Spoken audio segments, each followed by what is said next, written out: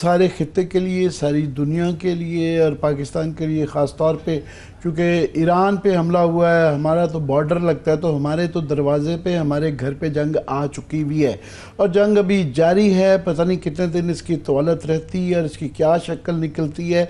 उसके लिए हमें बहुत हर वक्त तैयार रहना चाहिए। बिल्कुल भी अपने तमाम दाखिली मामला, छोटे मोटे मसाइल जो हैं उनको एक तो हल कर लेना चाहिए, दूसरा उनको फ़िलहाल उनके फोकस करने की बजाय इस पे नज़र रखने की ज़रूरत है, क्योंकि इसके बहुत ही असरात हैं जिसमें सारी दुनिया के अलावा हम भी लपेट में आ चुके हैं और मज़ीद आ सकते हैं। अब पहले मैसिव अटैक किया इसराइल ने और आराम सुकून से किया है, कोई टेंशन वाली बात उनको महसूस नहीं हुई। हाँ, अब जाके ईरान क्लेम कर रहा है कि हमने एक दो उनके जहाज मार गिराए, F-35 जो कि लेटेस्ट हैं, 5th जनरेशन, एक आधा पायलट भी पकड़ लिया, एक फीमेल पायलट पकड़ ली।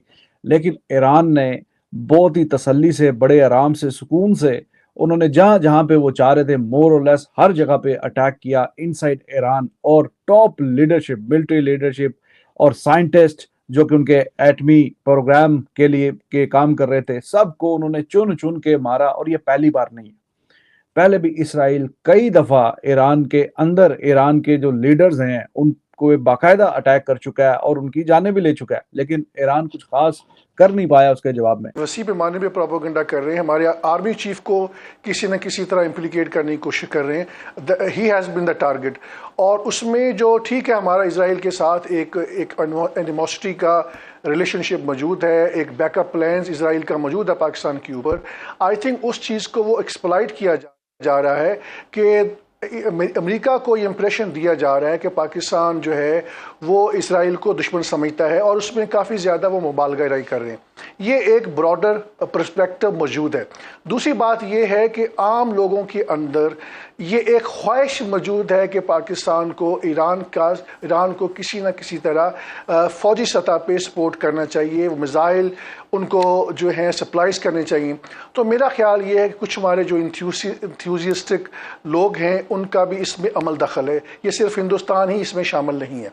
तो एक नरेटिव बिल्डअप करने की कोशिश की जा रही है कि पाकिस्तान भी ईरान की तरह जो है हॉस्टाइल है टूवर्ड्स इसराइल, लेकिन हम इस बात को मुकम्मल तौर पे इसकी जो पॉसिबिलिटी है उसको रूल आउट नहीं कर सकते। पाकिस्तान को गिन रहे हैं कि ये अगला खतरा हो सकता है।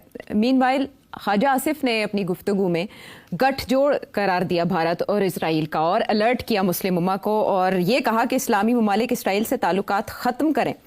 मुस्लिम दुनिया अगर मुत्तहिद ना हुई तो सबकी बारी आएगी और ज़ाहिर है फिर पाकिस्तान तो उसमें सिग्निफिकेंट है। सेठ साहब, ये खतरा वाकई है पाकिस्तान को? देखिए, मैंने भी कहा था कि Pakistan will be next after Iran जी, मगर मेरा मतलब क्या था आज थोड़ी सी वजाहत कर देते हैं। देखिए, 2011 में मेरा ख्याल है ये नेतन्याहू ने ये बयान दिया था जो आपने भी सुनाया और आज लोग सुना रहे हैं कि ईरान से खतरा है और पाकिस्तान से खतरा है। ईरान से ये खतरा है कि वहाँ एक इस्लामिक रजीम है, रेडिकल किस्म की इनकलाबी, जो कि शायद नुकसान दे सकती है हम लोगों को। और पाकिस्तान में ऐसे है कि वहाँ अगर इस्लामिक रजीम आ जाती है और उनके पास तो ऑलरेडी न्यूक्लियर वेपन्स है तो फिर हमें खतरा होगा। अभी तो नहीं है मगर आ सकती है। अच्छा, अब फिर बाद में ये सुनाया जो आपने शुरू में कि उन्होंने कहा हमने 60 दिन का ये नोटिस दिया हुआ था ईरान को, 61 दिन पे ये वो हो गया। एक और बाद में जो दिखाएंगे ये भी कहा गया कि वो जो नेगोशिएटर्स थे उनको, अब वो करने वाले जो हार्ड लाइनर्स थे उनको भी हमने मार दिया गया है। तो इसमें अब मामलात हैं कि ये आगे जाती है तो किस तरफ जाएगी, तो इसके क्या असरात होंगे। दो नुक्ता नज़र हैं। एक ये नुक्ता नज़र है कि जी ईरान जो है वो बहरहाल क्योंकि इसराइल की बैकिंग अमेरिका कर रहा है तो कुछ अर्से बाद उनकी जो है सप्लाई लाइन के अंदर कमी आएगी और ये जो है इसका जो पेंडुलम है वो इसराइल की तरफ स्विंग करेगा, क्योंकि इसराइल अकेला नहीं है, उसके पीछे अमेरिका तो डायरेक्टली है मगर यूरोपियन ममालिक भी जो हैं ज़्यादातर उनमें उनके साथ। भारत समेत G7 मुल्कों का दोहरा मयार, बैनुल-अक़वामी एटमी मुआहदे पर दस्तखत न करने वाले इसराइल की खुलकर हिमायत कर दी। मुश्तरका बयान में कहा इसराइल को अपने दिफा का हक हासिल है, ईरान कभी जौहरी हथियार नहीं रख सकता। मुसव्वदे में ईरान इसराइल कशीदगी कम करने पर जोर दिया गया। तनाज़ा ख़त्म करने का मुतालबा शामिल करने पर अमरीकी सदर ट्रंप ने G7 ममालिक के मुश्तरका बयान पर दस्तखत ही नहीं किए। हेलो दोस्तों, स्वागत है आप सभी का हमारे चैनल पर एक बार फिर से। दोस्तों हम बात करने जा रहे हैं इजराइल और ईरान के बारे में, जहां पर दोस्तों पाकिस्तान मीडिया के रिएक्शन आ रहे हैं कि जहां पर पाकिस्तान की मीडिया ये कह रही है कि इजराइल जो है ईरान को चुन चुन कर मार रहा है। दोस्तों जिस तरह से इजराइल ने अटैक्स किए हुए हैं ईरान के ऊपर, उनके जो मेन अधिकारी थे उनको मार दिख रहा है ऑलरेडी, और ईरान को जल्दबाजी में वहाँ के जो ऑफिसर थे, जो भी अधिकारी थे, उनको दोबारा से नियुक्ति करनी पड़ी। जिसके बारे में दोस्तों देखा जाए तो एक तरह से देखा जाए तसल्ली बख्श उन्होंने अटैक्स किए हैं इसराइल ने, ये सब कहना है पाकिस्तानी मीडिया का। वहीं दूसरी ओर देखा जाए तो दोस्तों पाकिस्तान की जो मीडिया है एक तरफ ये भी कह रही है कि जो G7 सम्मेलन हुआ है इसमें जो और जो देश थे, यूरोपियन देश हैं, वो पूरी तरह से और इजराइल को पूरी तरह से सपोर्ट करते हुए नज़र आ रहे हैं।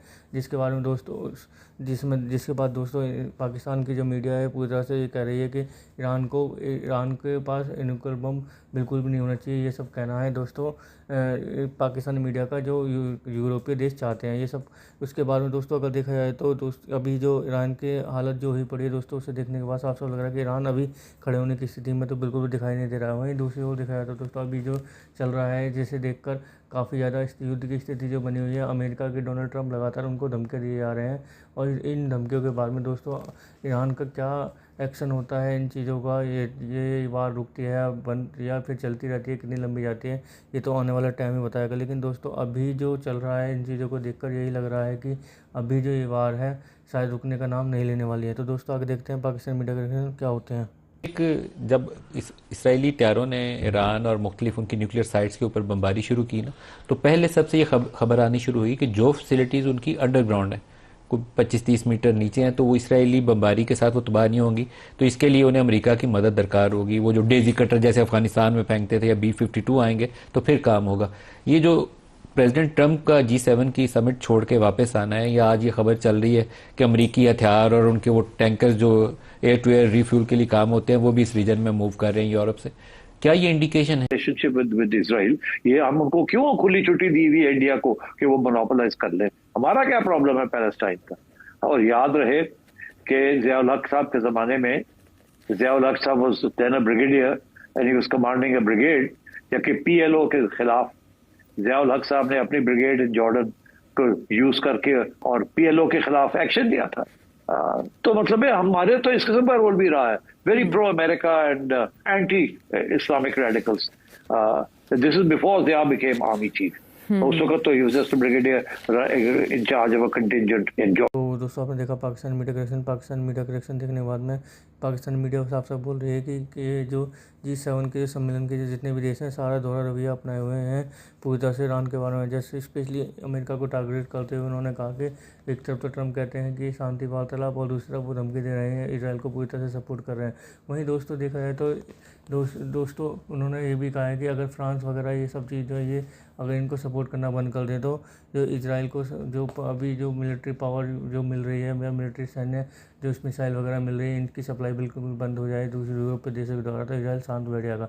लेकिन दोस्तों ऐसा हो कैसे सकता है? क्योंकि दोस्तों जो देश पहले से जिन दो देशों को सपोर्ट करते आ रहे हैं वो कैसे उनको सपोर्ट करना बंद कर देंगे? वहीं दूसरी ओर देखा जाए तो दोस्तों अभी जो है इसराइल के जो प्रधानमंत्री वो ऑलरेडी कह चुके हैं कि अभी और ज़्यादा मैसिव अटैक होने वाले हैं इनके ऊपर, क्योंकि दोस्तों अभी सुनने में ये आ रहा है कि ईरान के जो सुप्रीमो उनको भी सीधी धमकी दे रही है कि जब तक इनका खात्मा नहीं होगा तब तक ये युद्ध जारी रहेगा और ये जंग जारी रहेगी। दोस्तों ये एक सीधी एक तरह से देखा जाए तो अभी जो है सबसे बड़ी धमकी मानी जाएगी ईरान के लिए, क्योंकि दोस्तों वहाँ के जो सबसे मैन जो है सुप्रीमो उनको ही सीधी धमकी दे डाली है इसराइल ने। और उसके बाद में दोस्तों अगर इसराइल इन चीज़ों में कामयाब हो जाता है तो ईरान की जो है आने वाले टाइम में बहुत ज़्यादा हालत खस्ता होने वाली है, और ईरान को इस बारे में सोचना होगा कि किस तरीके से ये जो युद्ध चल रहा है इसे किस तरह से कंट्रोल किया जा सके, चाहे किसी भी कीमत पर ये युद्ध कंट्रोल करना हो, लेकिन ये युद्ध कंट्रोल करना बहुत ज़्यादा ज़रूरी होगा। तो दोस्तों कैसी लगी आज की हमारी वीडियो हमें कमेंट करके जो बताएं। मैं चैनल को लाइक एंड सब्सक्राइब जरूर करें ताकि आपका हमारे साथ बना रहे। धन्यवाद।